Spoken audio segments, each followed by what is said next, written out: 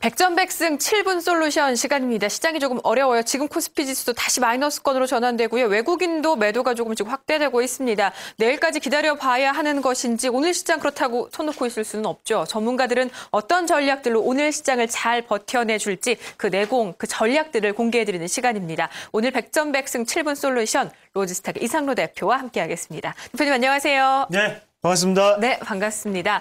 오늘 주제도 궁금합니다. 매일매일 좋은 얘기 해주시고 계시는데요. 어떤 얘기 오늘은 풀어주실 건가요? 네, 맞습니다. 지금 시장은 삼중고를 겪고 있습니다. 바로 첫 번째는 엔화 약세가 될 수 있겠고요. 그리고 두 번째는 수급적인 부분이 지금 불균형을 이루고 있다는 점이 다시 한 번 더 부각되지 않나. 그리고 세 번째는 바로 북한발 리스크겠죠. 지정학적 리스크 자체가 지금 시장에 발목을 잡고 있는 시장입니다. 자, 그러면 여기서 우리가 한 번 더 보셔야 되는 게 내일이 바로 옵션 만기일이죠. 하지만 우리나라 같은 경우에는요, 금리까지도 같이 결정되는 날이기도 합니다.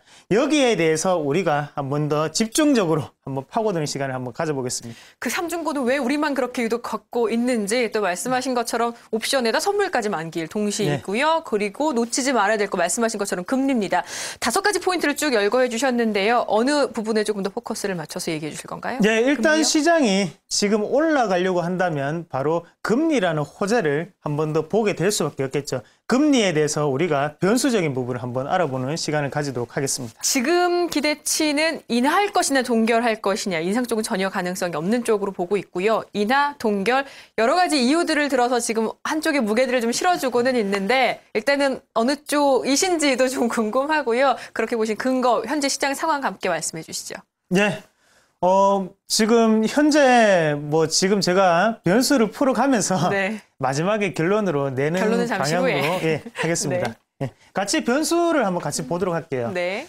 우리가 금리 인하에 대한 변수를 한번 보실 필요가 있겠는데, 그래서 나오듯이 새 정부 출범에 따른 경기 부양 기대감으로 금리는 인하될 것이라는 네. 주장이 있고요.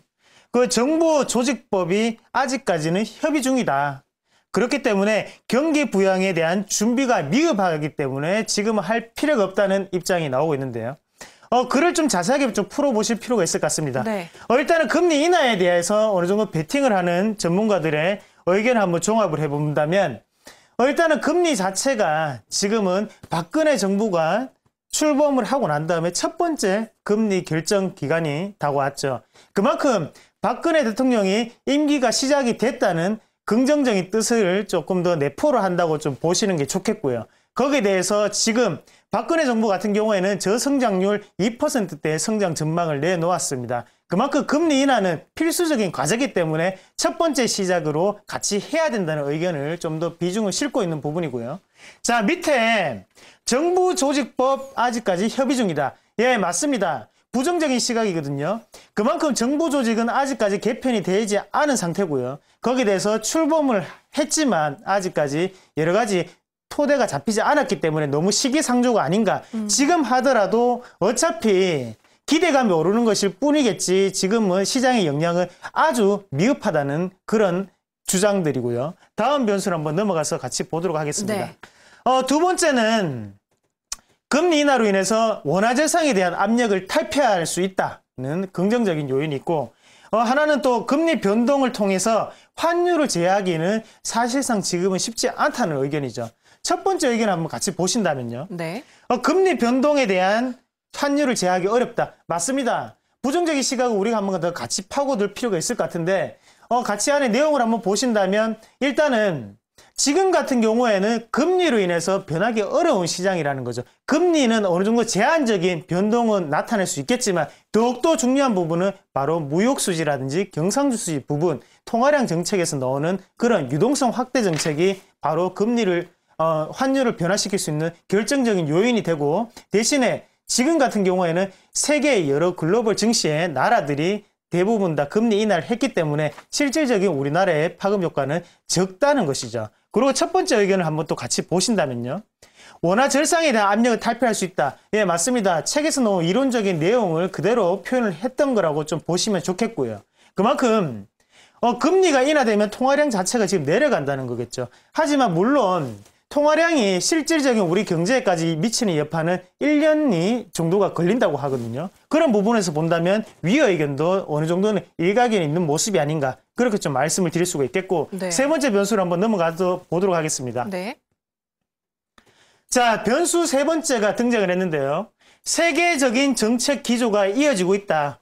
그렇기 때문에 우리도 똑같이 정책적인 변화, 엔화에 대해서 약세를 보이고 있고 그리고 미국 같은 경우에도 터무니없는 양적 완화를 펼치고 있습니다. 여기에 마리오 드라기까지 슈퍼 마리오로 변신을 했죠. 그래서 어느 정도 ECB에 대해서 통화량을 조절을 하겠다는 그런 말을 내뱉고 있습니다. 거기에 우리나라도 당연히 근해노믹스 먼저 시작이 돼야 된다는 의견이고요.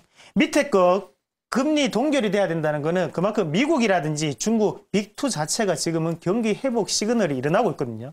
그런 부분을 좀 더 집중해서 본 그런 여론이 좀 더 강한 모습이 아닌가 그렇게 좀 말씀을 드릴 수 있겠습니다. 네. 지금까지 변수 세 가지를 보셨는데요.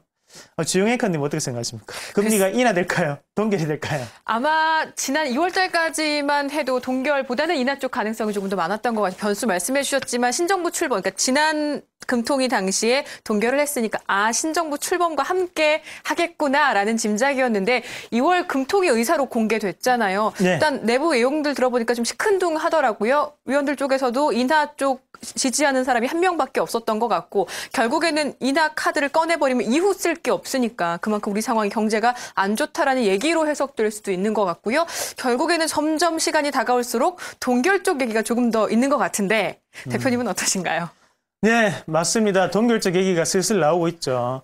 뭐 제가 보는 입장에서는 그렇습니다. 지금 거의 지금 양적 완화에 대한 분위기 자체가 막바지거든요. 그러면 우리가 또 여기서 생각을 해야 되는 게 지금 만약에 혹시나 금리 인하를 하지 못한다면 언제는 할 수 있을까 이런 거죠. 연내에도 불가피하다는 거고요.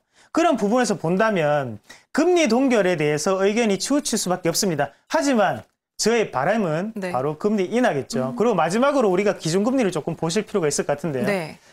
기준금리를 같이 한번 보신다면요. 국고 3년채라든지 아니면 국고 20년채, 국고 5년채까지 단기적인 것도 그렇고요. 금리 자체는 지금 하방을 좀 가르치고 있습니다. 여기에서 시각의 차이가 난다는 부분인데요.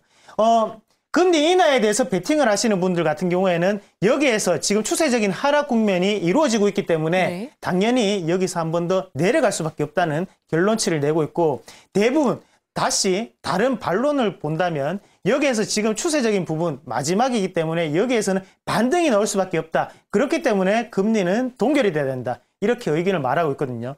자, 일단 우리가 보셔야 되는 게 보험사가 금리를 인하를 함으로써 우리는 보험료를 올리겠다는 지급준 비율이 내려가기 때문에 보험료를 올리겠다는 의견을 발표하고 난 다음에 지금은 철회를 다시 했습니다. 그만큼 금리 동결 쪽에 무게를 기울였고요. 증권사 21곳 가운데 16군데가 지금 금리 동결에 어느 정도 베팅을 했는 상태고 금리 인하에 베팅을 했는 곳은 무려 5군데밖에 불과하지 않거든요. 그런 시각으로 볼 때는 시장은 금리 인하는 좋고 금리 동결은 나쁘다는 시각보다는요. 그냥 금리는 금리일 뿐이라는 시각이 좀 더 중요할 것 같습니다. 다만 제가 보는 입장에서는 금리 인하를 해야지 여기서 코스피는 좀 더 하방 지지 테스트를 거치고 난 다음에 올라갈 수 있다는 거 보고요. 네. 거기에 대해서 우리나라에서 필수적인 호재 한 개를 찾는다면 그게 바로 금리 인하가 아니겠나. 만약에 금리 인하가 안 이루어지고 금리 동결이 된다면 한동안 코스닥에서의 강세는 좀 더 이어질 것이다. 그렇게 전망을 해보겠습니다. 뭔가 이번에는 아니어도 일단 시장은 인하를 살짝 가능성, 기대감은 쭉 가지고 갈 것 같고요. 말씀하신 것처럼 바람은 인하지만 일단 이달에는 동결이 아닐까라는 전략적으로 갖고 계시는 것 같은데 간략하게요. 그렇다면 결론상 어느 쪽 동결에 조금 베팅을 두고 제스처를 취하는 전략이 필요한 것인지 아니면 조금 두루뭉술이하게나마 목요일 상황들을 전체적으로 지켜보고 난 전략을 세우는 것이 맞는지 간략하게 포인트로 짚어주신다면요. 네, 상당히 힘든 질문이고요. 상당히 곤란한 질문이기도 네. 하고요. 제가 보는 입장에서는 지금 같은 경우에 옵션 만기일이 생각보다 크게 변동성을 미칠 수가 있을 것 같습니다. 그렇기 때문에 금리에 대해서 여러 가지 비중을 두시기보다는요.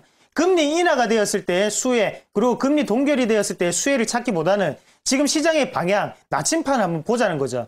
그렇게 보신다면 지금 코스피 같은 경우에는 IT 전기전자만이 회복이 될 수 있는 국면이고요. 그리고 코스닥 같은 경우에는 시총 상위주들이 다시 한 번 더 부각이 될 수 있는 찬스입니다. 그러면 우리가 포트폴리오를 구성을 하실 때도 바이어 마커수라고 하죠. 최근 들어 대장주로 부상을 했는데 그 부분을 한 번 더 보시면 좋겠고, 대신 코스피 쪽에서 답을 찾는다면 다시 한 번 더 IT 전기전자가 반등이 나올 국면이 나타나지 않겠나, 그렇게 말씀을 드리겠습니다. 네, 알겠습니다. 대표님 오늘 말씀 잘 들었습니다. 감사합니다. 네, 고맙습니다.